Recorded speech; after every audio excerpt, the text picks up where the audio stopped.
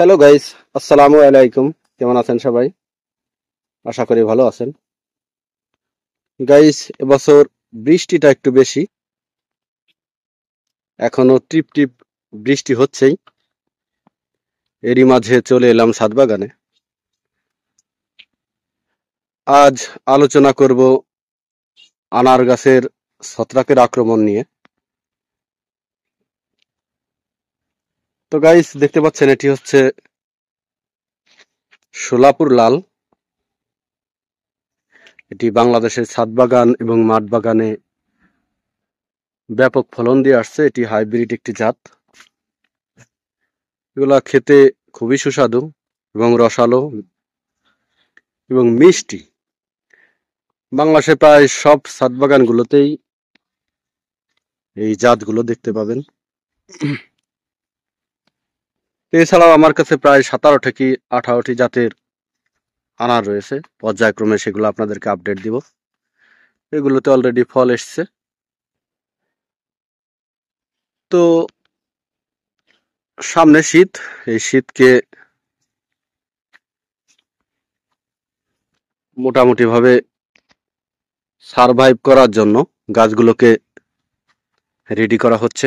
প্রয়োজনীয় খাবার এবং সার ওষুধ দেয়া হচ্ছে। এবার অপেক্ষা শুধু ফলনের, সেটাও অলরেডি শুরু হয়ে গিয়েছে মাশাআল্লাহ। তবে শীত পুরোপুরি ভাবে আসে নাই। আগাম একটা বার্তা দিচ্ছে শীতের। তো এর মাঝেও কিন্তু বৃষ্টি থেমে নেই। অলরেডি আজ 2 দিন যাবত টানা বৃষ্টি। তো ফলন ফুল ঠিকই আসছে, ফলনও আসছে, ফলও সেট হচ্ছে। কিন্তু সমস্যা হচ্ছে একটা জায়গায়, সেটা হচ্ছে ছত্রাকের আক্রমণ। এবছর বৃষ্টির প্রভাবে বাংলাদেশ এবং ইন্ডিয়ার আনারের ব্যাপক পরিমাণ ছত্রাকের আক্রমণ হয়েছে। কম বেশি প্রত্যেকটা আনার গাছেই কিন্তু এই ছত্রাকজনিত সমস্যায় ভুগছে। তো আজ এই বিষয় নিয়ে আলোচনা করব যে কি ধরনের ওষুধ দিবেন এবং দাম কত এবং এর কি পরিমাণ ডোজ দেবেন এই বিষয়টা নিয়ে।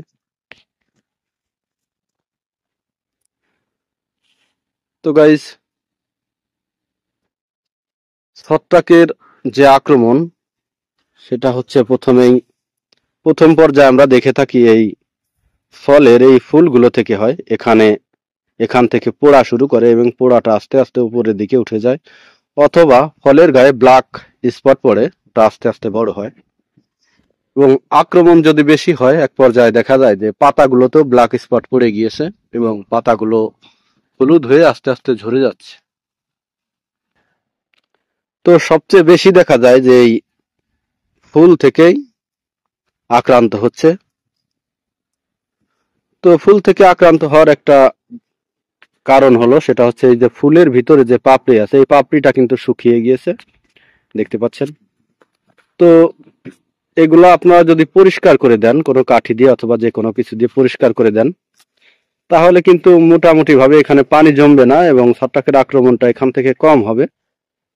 আর যদি একবার আক্রান্ত হয়েই যায়, তাহলে আপনাকে কিছু ওষুধ স্প্রে করতে হবে। তো আসলে এবছর এই ছত্রাকের সমস্যাটা দূর হচ্ছেই না। অনেকভাবে এই ওষুধ দিয়েছি, কিন্তু বৃষ্টির কারণে তার কার্যকারী ক্ষমতাটা কমে যাচ্ছে। হয়তো দেখা যাচ্ছে এখন ওষুধ দিচ্ছি, 2 ঘন্টা 1 ঘন্টা পরেই বৃষ্টি হচ্ছে, সমস্ত ওষুধ ধুয়ে যাচ্ছে। তো এর জন্য আপনারা বাজারে বিভিন্ন মানের যে প্রোমোটার আছে, তারপরে অন্যান্য গ্রুপের যে ওষুধগুলো আছে, এগুলা স্প্রের সাথে মিশিয়ে দিবেন, তাহলে হয়তো এটি একটু স্থায়ী হবে। তারপরেও বৃষ্টি হয়ে গেলে ওষুধটা কিন্তু ধুয়ে যাবে, হয়তো একটু কাজে লাগবে, একটু বেশি কাজে লাগবে, কিন্তু তারপরেও আসলে কিছু করার নেই, কারণ বৃষ্টিতে এবছর নাজেহাল অবস্থা। তো গাছে যদি ব্যাপক প্রাথমিক পর্যায়ে যদি আপনারা ছত্রাকের আক্রমণ দেখেন, যে আক্রান্ত ফলগুলো আছে সেগুলো এভাবে কেটে, ফুলগুলো আছে সেগুলো এভাবে কেটে দিবেন। এই দেখতে পাচ্ছেন আমি কিন্তু এটি কেটে যে কোনো একটি গ্রুপের ছত্রাকনাশক, সেটা হতে পারে জিবল, এটা হচ্ছে কপার হাইড্রোক্সাইড, এটি কাজ করে কিন্তু এই যে অ্যানথ্রাকনোজ এবং আনারেরও কিন্তু মূলত এই অ্যানথ্রাকনোজ রোগের কারণেই আমরা ছত্রাকনাশক দিয়ে থাকি। এটি মূলত আনারের জন্য খুবই ভীতিকর এবং সমস্যাকর। একবার আক্রান্ত হয়ে গেলে এটি আসলে দূর করা খুবই মুশকিল। দেখতে পাচ্ছেন এটি মরিচ অ্যানথ্রাকনোজ, এটি 20 গ্রাম, এবং প্রত্যেকটা আনার গাছেই কিন্তু আপনারা পর্যায়ক্রমে চেঞ্জ করে করে ছত্রাকনাশক প্রয়োগ করবেন। তো বিষয়টা হচ্ছে এই জিবল আপনারা যে কোনো একটা বাটিতে নিয়ে অথবা যে কোনো কৌটায় নিয়ে এভাবে পেস্ট করবেন। পেস্ট করে এই যে দেখতে পাচ্ছেন আক্রান্ত অংশ কিন্তু আমি কেটে ফেলেছি, এই কাটা স্থানে এভাবে প্রলেপ দিয়ে দিবেন। তাহলে কিন্তু আপনার এই ফলটি আর এখান থেকে আক্রমণ হবে না, আক্রমণটি এখানেই থেমে যাবে। তো প্রথমে দেখবেন যে ফলগুলো এইভাবে ফুল আক্রান্ত হয়েছে, প্রথমে সেগুলাকে এভাবে কেটে দিবেন। এই যে দেখতে পাচ্ছেন আমি বেশ কিছু ফল কেটে ছত্রাকনাশক দিয়ে প্রলেপ দিয়ে দিয়েছি, এখান থেকে আর আক্রমণ হবে না আশা করা যায়।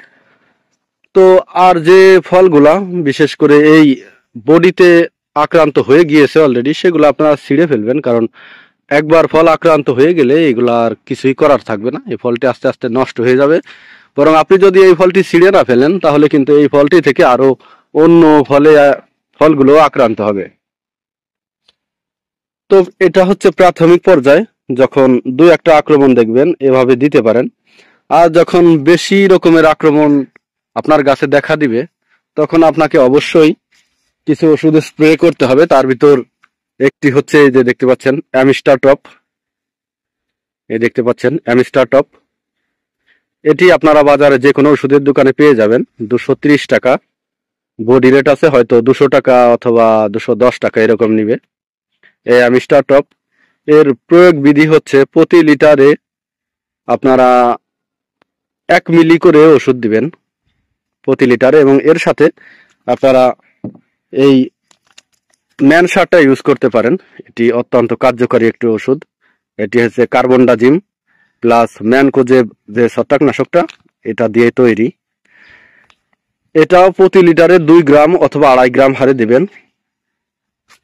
এছাড়াও আপনি যদি মনে করেন যে বাজারে অন্য গ্রুপের ওষুধ যেমন চ্যাম্পিয়ন আছে, এবং এই জিবালটাও কিন্তু আপনি গাছে স্প্রে করতে পারেন। এটা অতিরিক্ত মাত্রায় অবশ্যই করবেন না, পরিমিত মাত্রায় এই জিবালটা স্প্রে করতে পারেন। এবং আক্রমণ যদি বেশি হয় সেক্ষেত্রে আপনি একটা অ্যামিস্টার টপ একটা ম্যানসার, এই দুটো একত্রেও কিন্তু স্প্রে করতে পারেন। অথবা এই অ্যামিস্টার টপ এর সাথে জিবালও আপনি স্প্রে করতে পারেন, এই দুটাও স্প্রে করতে পারেন। কিন্তু দুটার বেশি ছত্রাকনাশক কখনোই একসাথে দিবেন না। প্রাথমিক পর্যায়ে হলে একটি দিবেন, যদি বেশি আক্রান্ত হয়ে যায় তাহলে দুটি দিবেন। এই দুটি দিয়ে স্প্রে করে দিবেন সকাল অথবা বিকালে। তাহলে দেখবেন যে আপনার এই ছত্রাকের আক্রমণটা কমে গিয়েছে। তো প্রথম স্প্রের পরে আক্রমণ যদি বেশি হয় তাহলে 10 দিন অথবা 12 দিন অন্তর দ্বিতীয়বার স্প্রে করে দিবেন। তাহলে দেখবেন এই আপনার এই ছত্রাকের আক্রমণটা আস্তে আস্তে শেষ হয়ে যাবে। আপনি গাছে সার ওষুধ দিয়ে যত ফলনই আনেন না কেন, যদি এই ছত্রাকনাশক না দেন, ছত্রাকের আক্রমণ যদি থাকে তাহলে কিন্তু আপনার সবকিছু বৃথা যাবে। আর এগুলাতে আসলে প্রচুর পরিমাণে সময় দিতে হবে, কারণ যে কোনো সময় আপনার ছত্রাকের আক্রমণ হতে পারে। এটা যদি আপনি খেয়াল না করেন তাহলে কিন্তু আপনি এই গাছগুলো থেকে ফল পাবেন না। আর প্রতি 10 থেকে 15 দিন অন্তর একবার করে হয় ম্যানসার, না হয় চ্যাম্পিয়ন, না হয় জিবাল, যে কোনো একটি ছত্রাকনাশক দিয়ে স্প্রে করে দিবেন। অথবা যদি প্রচুর বৃষ্টি হয়, বৃষ্টি শেষেও আপনি একবার স্প্রে করে দিতে পারেন, তাহলে আপনার গাছটি ছত্রাক থেকে সুরক্ষিত থাকবে। আর এই ম্যানসার ওষুধটা আপনার কাছ থেকে বাজারে হয়তো এখানে 195 টাকা রেট দেওয়া আছে, কিন্তু 120 টাকা নিবে অথবা তার একটু কম বেশি। এবং জিবালটাও এই ধরনের রেট আছে, 100 টাকা নিবে। আপনারা যারা আনার বাগান করেন সবসময় মূলত এই ওষুধগুলো সংগ্রহে রাখতে পারেন, এগুলো সব সময় কাজে লাগবে।